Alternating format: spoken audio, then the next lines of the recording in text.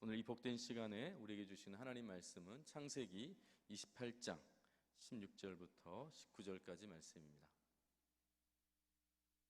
창세기 28장 16절부터 19절까지 하나님의 사람이라고 하는 제목으로 하나님 말씀을 나누도록 하겠습니다.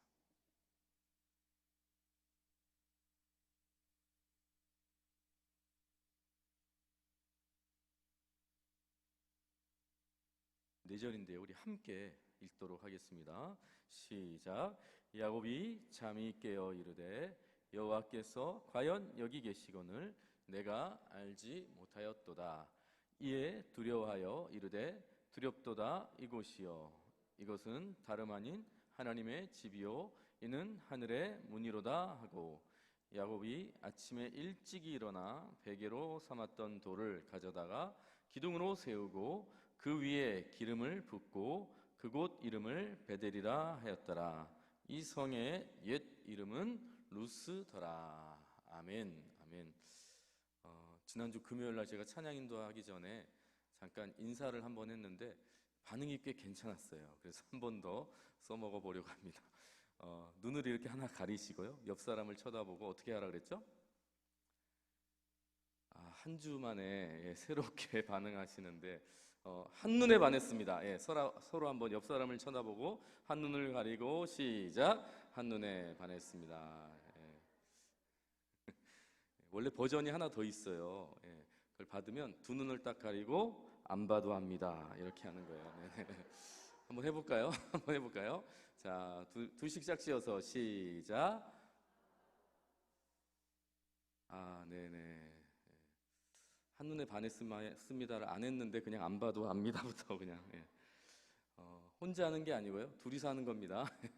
둘이서 하는 겁니다. 한번 혼자서 거울 보고도 연습해 보시고 한번 재밌게 인사하는 법 누리셨으면 좋겠어요.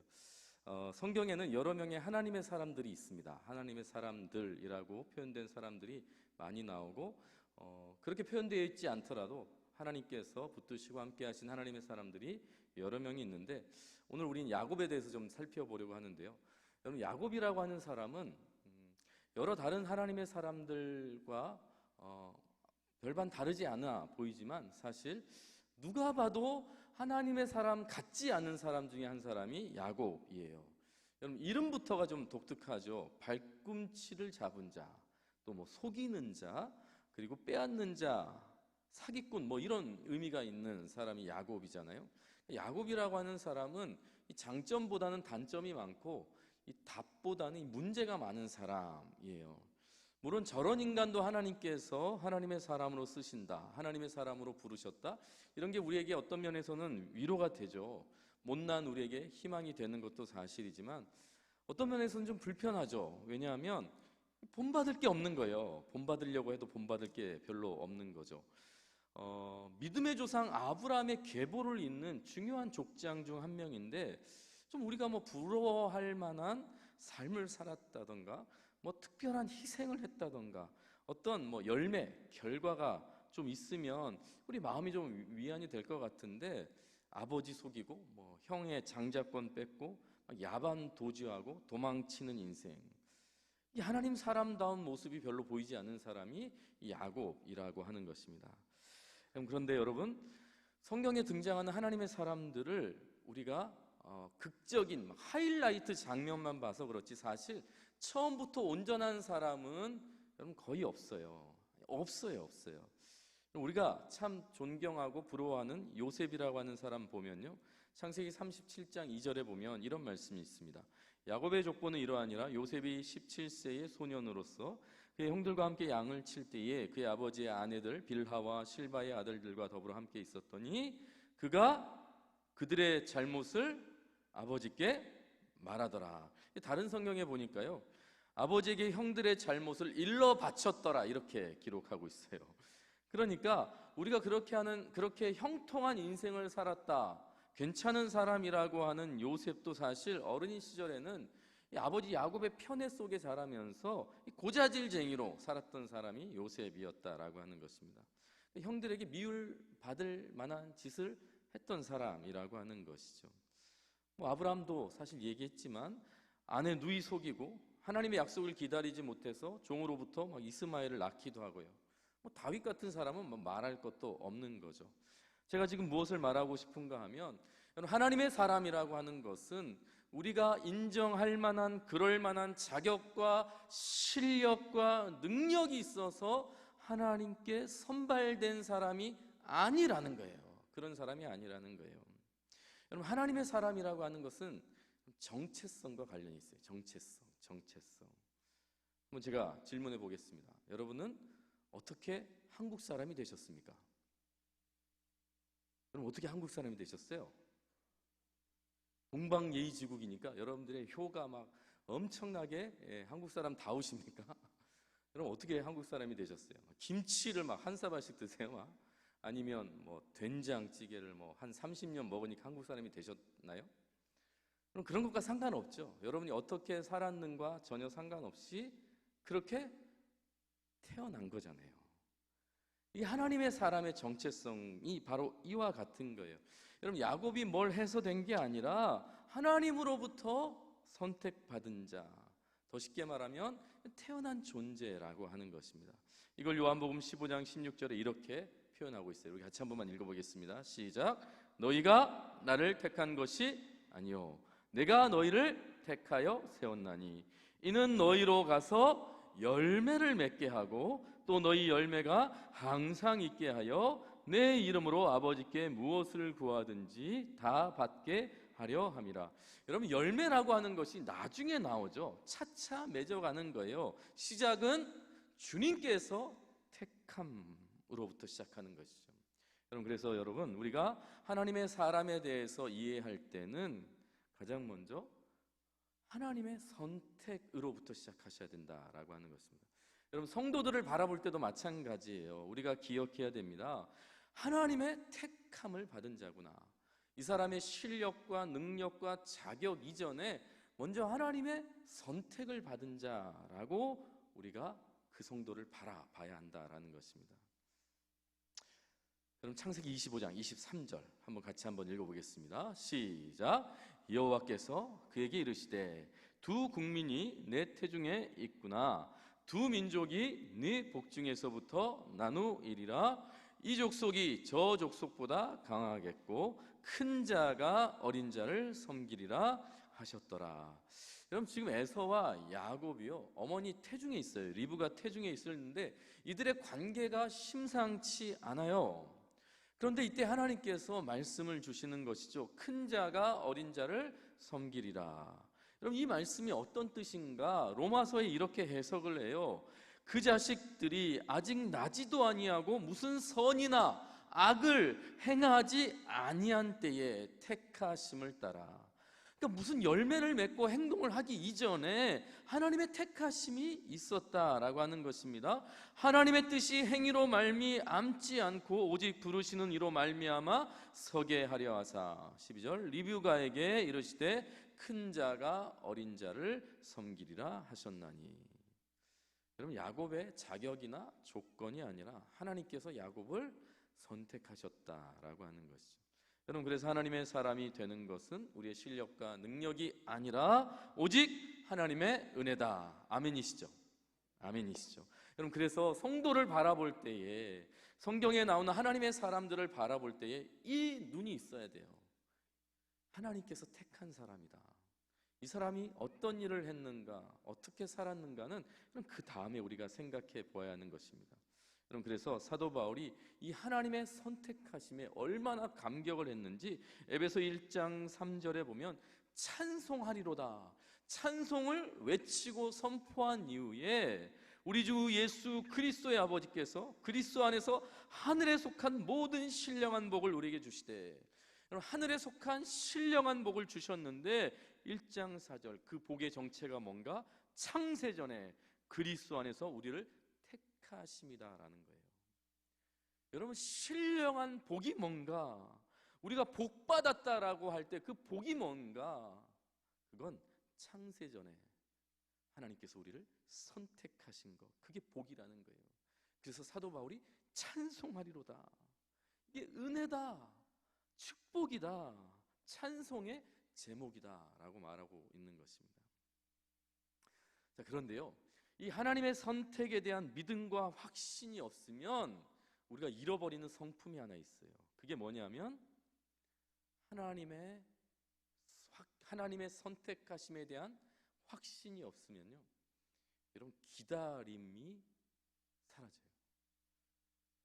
여러분, 인내가 사라져요. 오래 참음이 사라져요. 하나님이 우리를 부르셨다, 하나님이 이 사람을 선택했다, 이 확신이 없으면요, 여러분, 참지 못하고 기다리지 못하고 억지를 부리게 된다고요. 여러분, 창세기 25장 23절에 분명 하나님께서, 다시 이 말씀을 보시면 하나님께서 선택하셨어요, 야곱을. 여러분, 이게 그렇게 될 수도 있다가 아니라 된다고 하셨고, 너희가 그렇게 만들라 말씀하신 것도 아니고 이건 약속이에요. 하나님의 언약이라고요. 하나님께서 보증하신다고요. 확정이라고요. 그런데 이 엄마 리브가와 야곱이 이 약속을 확신하지 못하니까 어떻게 합니까? 우리 야곱 이야기 너무 잘 알잖아요. 팥죽을 끓여가지고 에서의 장자권을 막 구입하잖아요. 그리고 야곱 몸에 막 털을 붙이고 형의 옷을 입혀가지고 목소리도 막 변조시켜가지고 아버지를 속이는 일들을 한다고요. 억지로 하나님의 선택을 만들어내려고 하는, 내 것으로 만들어내려고 한다는 거예요. 그러니까 어떤 일이 일어납니까? 창세기 27장 41절에 보면요, 그의 아버지가 야곱에게 축복한 그 축복으로 말미암아 에서가 야곱을 미워하고 심중에 이르기를 아버지를 곡할 때가 가까웠은즉 내가 내 아우 야곱을 죽이리라. 무슨 말입니까? 여러분, 야곱이 자신의 노력으로 하나님의 뜻을 내 것으로 만들려고 하니까 가족관계가 풍비박산이 난 거예요. 결국 에서를 피해 도망치는 이 고생길이 시작되었다라고 하는 것이잖아요. 여러분, 기다림이라고 하는 것, 이 기다림은요, 하나님의 선택에 대한 확신이 있을 때 기다림이 이루어지는 거예요. 하나님의 선택에 대한 확신이 오래 참을 수 있는 능력이 생기는 거예요. 인내가 하나님의 선택에 대한 확신으로부터 임한다라고 하는 것입니다. 수많은 성도들이 이 기다림에서 무너지는 거예요. 아브라함이 하나님 자녀 주신다라고 하는 이 약속의 말씀을 온전히 누리지 못하고 확신하지 못하니까 만들어내잖아요. 이스마엘을 만들어내잖아요. 모세도 마찬가지예요. 새벽마다 지금 출애굽기 목사님 말씀 통해서 지금 우리가 듣고 있잖아요. 모세도 마찬가지예요. 기다리지 못하잖아요. 분명히 하나님의 약속이 그 가운데 있는데 이집트 왕자라고 하는 힘과 권력으로 구원을 만들어내려고 하다가 기어이 살인을 저지르고 쫓겨나는 인생이 되기도 하는 것입니다. 사랑하는 우리 동부교회 기도하는 성도들이요, 현실이 아니라 말씀을 믿으시기를 축복합니다. 말씀을 믿으셔야 돼요. 하나님의 선택을 확신하시고 그 어떤 것도 이 하나님의 선택에서 끊을 수 없다는 것을 여러분 끊임없이 묵상하시고, 여러분 하나님의 사람들을 바라보실 때 이 믿음으로 바라보시기를 축복합니다. 두려움이 생기거나 조급함이 생길 때에 여러분 찬송하세요. 인내는 연단을, 연단은 소망을 이루는 줄 아는 자답게 기다리시기를 바랍니다. 하나님의 손길이 그를 만지시기를, 나를 다루시기를, 그런 영적인 여유를 가지셨으면 좋겠어요. 이게 첫 번째. 하나님의 사람은 하나님의 선택을 받았다. 그럼 두 번째는 뭘까요? 첫 번째는 하나님의 택하신 존재. 두 번째는 하나님께서 반드시 찾아오신다는 거예요. 하나님이 반드시 만나 주신다라고 하는 것입니다. 여러분, 야곱은 우리식으로 하면 모태신앙이거든요. 모태신앙. 이삭과 리브가라고 하는 가장 안정적인 가정의 자녀였어요. 여러분, 그런데 오늘 16절에 보면 야곱이 이런 고백을 합니다. 우리 같이 한 번만 읽어볼까요? 시작. 야곱이 잠이 깨어 이르되 여호와께서 과연 여기 계시거늘 내가. 여러분, 야곱이 하나님을 모르는 사람이 아니에요. 모태신앙이라니까요. 하지만 그가 모르는 게 있었던 것이죠. 하나님께서 우리 아버지 이삭과 함께 하시는 것은 아는 거예요. 그런데 그 아버지의 집에만 계실 거라고 생각하는 거죠. 더 정확히 말하면 하나님이 나와는 별로 상관없는 존재로 여겼던 거예요. 그러니까 나를 돕지 않을 거라고 생각하고 나와는 상관없을 거라고 생각하니까 막 악을 쓰고 장자권을 막 빼앗으려고 하는 거잖아요. 그런데 이 야곱에게 하나님께서 찾아오시는 거예요. 11절에 한 곳에 이르러는 해가 진지라 거기서 유숙하려고 그곳에 한 돌을 가져다가 베개를 삼고 거기 누워 자더니. 이런 황량한 땅에서 하늘을 이불 삼고 땅을 침대 삼고 돌베개를 베개 삼고 잠을 자고 있는 야곱에게 하나님께서 찾아오시는 거예요. 찾아오시는 거예요. 그럼 재밌는 사실이 뭔지 아세요? 저만 재미있을 수 있는데 창세기 28장 13절에 보면요, 본즉 여호와께서 그 위에 어떻게 하시다고요? 서 계시대요. 나는 여호와니 너의 조부 아브라함의 하나님이요 이삭의 하나님이라. 여러분, 야곱은 어떻게 하고 있어요? 내가 누워 있을 땅에 내가 너와 네 자손에게 주리니. 내가 누워 있는 땅을. 여러분, 야곱의 포즈가 지금 상상이 됐어요? 어떻게 하고 있는 거예요? 지금 누워 있는 거예요. 누워 있는 거예요. 하나님은 어떻게 하고 계세요? 이렇게 서서 계시는 거예요. 지금 이 만왕의 왕이 오셨는데 지금 간이 배 밖에 나와가지고 지금 누워 있는 거예요. 혹시 지금 영상 보시는 분들 중에 누워 계신 분 없으시죠? 그럼 걱정하지 마십시오. 지금 이 장면은 지금 버릇없다 이런 얘기를 하려고 하는 게 아니고요. 야곱이 지금 누워서 자고 있다는 거예요. 무슨 말입니까? 하나님을 만나기 위해서 야곱이 하나도 준비한 게 없어요. 하나님을 만나기 위해서 야곱이 지금 여기에 있는 것도 아니라는 거예요. 그런데 반대로 하나님께서 서 계시는 거예요. 그건 무슨 말을 의미하겠어요? 하나님은 아무것도 준비되어 있지 않은 야곱에게 분명한 목적과 계획을 가지고 찾아오셨다라고 하는 것을 말하고 싶은 것입니다. 여러분, 하나님의 사람들을 이렇게 떠올려 보면 노아, 아브라함, 모세 같은 사람들 한번 생각해 보세요. 하나님을 만날 준비하고 있지 않았어요. 그런데 하나님께서 찾아가시잖아요. 하나님이 심판할 수밖에 없는 죄가 관영한 시대에 살았던 사람이 노아라고요. 그 역시도 죄인이었다고요. 그런데 하나님께서 노아를 특별히 불러내시잖아요. 여러분, 75세에 우상의 땅에 길들여졌던 한 노인이 아브라함이라고요. 그가 하나님을 만나려고 준비하고 있지 않았어요. 예배드리고 있지 않았다고요. 그런데 하나님께서 찾아가시잖아요. 이집트 왕자에서 양치는 목동이 되어서 그냥 무기력하게 인생을 그냥 허비하고 있었던 이 80세의 모세에게 하나님께서 찾아가시잖아요. 준비되어 있지 않다고요. 그런데 하나님께서 하나님의 사람 반드시 찾아가시는 것, 이게 하나님의 사람의 특권이고 영광이라는 것입니다.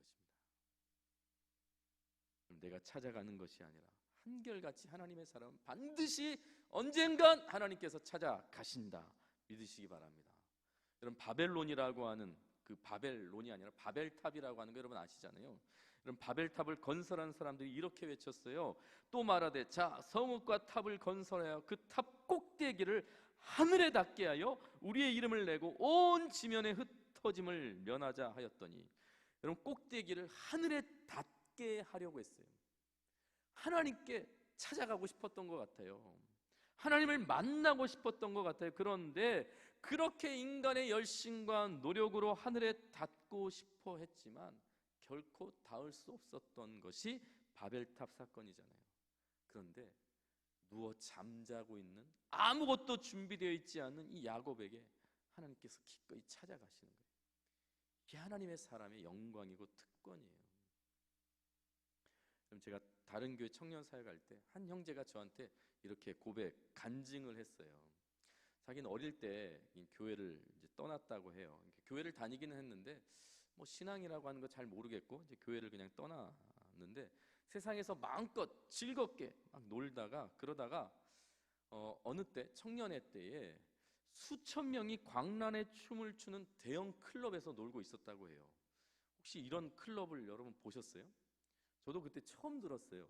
정말 그 무슨 메인 스타디움, 종합 경기장 같은 곳이라고 하더라고요. 근데 거기에 정말 수천 명이 빼곡히 가득 차서 똑같은 음악을 들으면서 똑같이 춤을 추면서 막 뛰는 장면, 거기에 자기도 항상 끼어서 놀았다라고 하더라고요. 그런 거 있는 거 여러분 처음 들으셨죠? 있대요. 그런 데가. 그런 데서 정말 쾌락을 누리면서 놀고 있었는데 어느 한날에 갑자기 그 수천 명이 막 이렇게 뛰어노는 장면이 갑자기 지옥처럼 보이더래요. 사람들이 나 살려달라고 아우성치면서 소리치는 장면처럼 막 느껴지더래요. 갑자기 항상 거기서 자기 놀았던 장면인데 갑자기 지옥처럼 보이면서 사람들이 막 아우성치는 것처럼 보이더니 순간적으로 갑자기 뒤에서 누군가가 자기 어깨에 손을 이렇게 얹으면서 자기를 이렇게 감싸더래요. 너무 놀래가지고 뒤를 쳐다봤는데 아무도 없더래요. 그러면서 그 쾅쾅거리는 그 정말 그 시끄러운 정말 그 모든 운동장을 가득 메운 그 소리, 그 꽝꽝거리는 소리 속에 세미한 음성처럼 자기 마음속에 하나님께서 이런 음성을 주셨더래요. 아들아, 너 그렇게 살아서 되겠니? 너 그렇게 살아도 되겠니? 이 하나님의 음성이 자기 마음속에 그냥 뚫고 들어왔대요. 그때부터 인생의 터닝 포인트가 시작됐다고 하더라고요. 하나님 앞에 엎드렸대요. 여러분, 이게 불과 3개월 전이라고 저한테 간증했던 청년 이야기가 있어요. 여러분, 그때 그 청년이 제게 했던 말이 너무나 생생한데, 목사님, 하나님이 나이트클럽에도 계세요. 이렇게 얘기하더라고요. 하나님이 나이트클럽에도 계세요. 하나님이 무소부재하시다고 하잖아요. 하나님의 사람이 어디 있든지 반드시 찾으시고 만나시는 것을 믿으시기 바랍니다. 반드시 찾아가세요. 오늘도 동북의 성도들 기도할 때에, 말씀 가운데 거할 때에, 찬양할 때에 성령으로 여러분과 함께 하심을 믿으시기 바랍니다. 그럼 기대하세요. 하나님께서 어떤 말씀으로, 또 어떤 찬양의 곡조로, 가사로, 또 어떤 기도 가운데 나와 함께 하시고 나를 깨우시고 나를 또 흔드실지 기대하셨으면 좋겠어요. 반드시 하나님 찾아가신다. 세 번째, 하나님의 사람은 하나님의 함께 하심으로 변화되는 사람이라고 하는 것입니다. 그럼 19절 말씀을 같이 한번 읽어볼까요? 시작. 그곳 이름을 베델이라 하였더라. 이 성의 옛 이름은 루스더라. 그럼 베델이라고 하는 땅, 베델로 불렸던 그 땅의 이름은 원래 루스라고 불렸던 땅이다라고 기록하고 있죠. 그럼 제가 루스라고 하는 땅, 이 루스의 뜻이 궁금해서 이제 찾아보니까 너무 다양하게 기록이 되어 있어요. 뭐 황량한, 느슨한, 뭐 엉성하다, 뭐 길을 잃다, 불모지다, 뭐 광야다, 또 어떤 데는 뭐 평범하다 이렇게 해석이 되어 있어요. 여러 가지 의미가 있더라고요. 근데 뜻이 무엇이든지 상관없어요. 분명한 건 뭐냐? 루스라고 하는 이름의 땅은 하나님과 전혀 상관없는 장소였다는 것입니다. 그런데 하나님의 개입하심이 드러나자 특별한 장소가 되었다라고 하는 것이죠. 그냥 루스였어요. 그냥 황량한 땅이었다고요. 그냥 평범한 땅이었고 사람들이 길을 잃을 땅이기도 하고 불모지이기도 했다고요.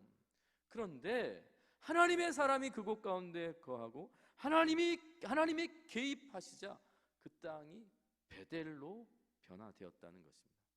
하나님의 집이 되었다라고 하는 것입니다. 어떤 학자가 이렇게 표현했어요. 평범한 장소가 성지가 되고 한 돌이 제단이 되고 도망자가 순례자가 되는 사건이라고 했어요. 이유가 뭐예요? 기준이 뭐예요? 하나님이 함께 하신다는 사실이 확인된 그 순간부터 변화됐더라라고 하는 것입니다. 하나님이 함께 하시는 그 순간부터 변화가 시작된다라고 하는 것입니다. 동양 철학에서는 이름의 운명이 있어요. 그래서 이름을 따라 성공하기도 하고 이름을 따라 실패하기도 한다라고 말하잖아요. 그래서 이름을 바꾸려고 해요. 사람들이 팔자 바꾸려고. 그러나 이름 바뀌어서 되는 게 아니라 하나님이 개입하시면 되는 줄 믿습니다. 하나님이 개입하시고 하나님이 나와 함께 하신다는 확신이 생기면 그럼 그때부터 변화가 생기게 되는 거예요. 아브라함이 아브라함이 되는 거예요. 사레가 사라가 되면서 야곱이 이스라엘이 되고 시몬이 베드로가 되면서 하나님의 개입하심이 변화의 시작이고 변화를 시키시는 그런 놀라운 사건이 일어나는 것입니다. 그래서 성도는 기다릴 수 있어요. 기다릴 수 있어요. 하나님의 찾아오심을 기다릴 수 있고, 하나님과의 만남을 기다릴 수 있고, 하나님의 개입하심을 기다릴 수 있는 자, 그가 성도인 줄 믿습니다. 기다릴 수 있는 거예요. 기다릴 수 있는 거예요. 기다리면 반드시 황량한 루스도 하나님의 집 베델이 되는 거예요. 질서가 잡히고 회복이 되고 변화가 이루어지는 줄 믿습니다. 우리 자녀들을 바라보실 때 이 눈으로 바라보셨으면 좋겠어요. 성도들을 바라보실 때 이런 시선으로 바라보셨으면 좋겠습니다. 교회를 바라보실 때 이런 믿음으로 바라보실 수 있기를 축복합니다. 우리 다 부족하고 약하잖아요. 다 부족하고 약하잖아요. 제가 전전전 교회에 있을 때, 전전전 교회 섬길 때 어떤 모임에서 이렇게 설교를 하고 있는데 어떤 여자 집사님이 정말 저를 정말 눈을 한 번도 이렇게 다른 데 놓지 않고 저를 너무 빤하게 쳐다보시는 거예요. 너무 빤하게 저를 계속해서 쳐다보시는 거예요. 가끔씩 여러분이 뭐 이렇게 땅도 봤다가 뭐 허공도 쳐다봤다가 막 시계도 봤다가 이렇게 해야 되잖아요. 이게 정상이잖아요. 근데 설교를 하는 내내 너무 빤하게 쳐다보시니까 제가 막 설교를 하면서 막 민망하더라고요. 민망한 마음이 들더라고요. 제가 이제 설교를 다 끝내고 내려와서 바로 그 집사님 찾아가가지고, 아니 집사님 제 얼굴에 뭐 묻었냐고, 왜 그렇게 저를 째려보시냐고 제가 물어봤어요. 그랬더니 집사님 왈 이렇게 말하셨어요. 목사님 같이 멋진 남자를 만났어야 하는데 사모님이 너무 부럽다고 그렇게 정신없는 소리를 막 하시더라고요. 지금 비웃는 거예요? 아니죠. 비웃는 건 아니죠. 예. 안 믿는 거죠. 진짜 그랬어요. 진짜로. 예, 진짜로. 제가 이런 거 만들어낼 그런 유치한 사람은 아닙니다. 네. 진짜로 저한테 그랬어요. 그런데 여러분, 만약에 제 아내가 이런 얘기를 들었다고 생각해 보세요. 제가 이런 얘기를 아내한테 했다고 생각해 보세요. 그러면 제가 너무 선해요. 귀에 쟁쟁해요. 뭐라고 할지. 결혼 초기에는 뭐 한번 살아보라 그래. 나니까 다 받아주는 거야. 뭐 이렇게 그냥 넘어갔을 텐데, 아마 요즘 같으면 제가 집에 가서 이 얘기를 하면, 아니 지금 속으로 이렇게 생각하고 있을 거예요. 예, 예. 말할 건덕지도 없다 이렇게 생각하고 있을 거라 생각이 들어요. 여러분, 우리가 만족을 준다면 얼만큼 만족시킬 수 있을 것 같아요? 언제까지 만족시켜 줄 수 있을 것 같아요? 그게 정말 만족이 될까요? 사람이? 우리 다 약하잖아요. 남편을 팝니다라고 하는 글이 있더라고요. 사정상 급매합니다. 예식장에서 구입했습니다. 구청에 정품 등록은 했지만 명의 양도해 드리겠습니다. 아끼던 물건인데 이젠 유지비도 많이 들고 성격 장애로 급매합니다. 구입 당시 A급인 줄 착각해서 구입했습니다. 마음이 바다 같은 줄 알았는데 잔소리가 심하고 성능이 심히 떨어집니다. 사용 설명서는 필요 없습니다. 어차피 읽어봐도 도움이 안 됩니다. AS는 안 되고 변심에 의한 반품 절대 안 됩니다. 마지막이 충격이에요. 이렇게 기록했어요. 사은품도 드립니다. 시어머니와 시누이입니다. 이렇게. 이거 농담이잖아요. 농담, 유머잖아요. 그런데 여러분, 이런 얘기를 하는 이유가 뭐예요? 저 같은 남편들 때문에 그런 거잖아요. 안 되는 거예요. 여러분, 많은 아내들이 사실 이렇게 표현하지 않지만 힘들어하고 있을 거라고 제가 생각이 들어요. 여러분, 우리가 숨겨져 있어서 그냥 옷 말끔하게 입고 있어서 괜찮아 보이는 것 뿐이지 사실 다 우리 실력 다 뻔하잖아요. 다 약한 거예요. 여러분, 성도들도 마찬가지. 하나님의 사람이라고요? 아니에요, 아니에요. 우린 여전히 약하다고요. 주님이 완전하신 거죠. 주님이 완전하신 거죠. 그분이 우리를 덮으시는 거죠. 그분이 우리를 사랑하신 거고, 그분이 우리를 가리시고, 그분이 우리를 품어 주셨기 때문에 괜찮아 보이는 순간이 있는 것 뿐이지 우리 다 약하잖아요. 약하잖아요.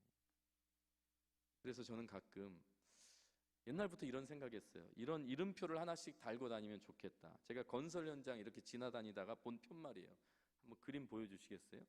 공사 중 통행에 불편을 드려서 죄송합니다. 저걸 보고 제가 저거 달고 다녀야겠다라는 생각을 했어요. 어떻게? 공사 중입니다. 저 때문에 마음에 상처를 드려서 죄송합니다.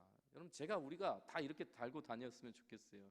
공사 중입니다. 저 때문에 시험 들게 해드려서 죄송합니다.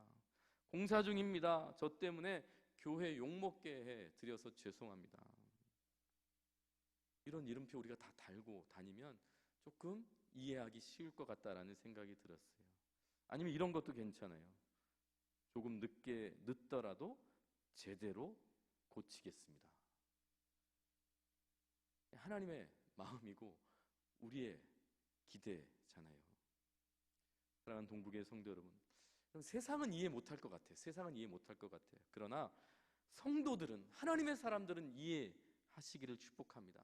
하나님께서 우리를 제대로 고치실 때까지 더 기다려 주시는 거예요. 한 번만 더 참아 주시는 것입니다. 한 번만 더 기도해 주시기를 바랍니다. 언제까지요? 아브라함이 아브라함 될 때까지, 야곱이 이스라엘 될 때까지, 시몬이 베드로 될 때까지, 사울이 바울이 될 때까지 우리가 그거 하면서 기도해야 되는 거죠. 그런 기대를 가지고 기다려 주는 것이죠.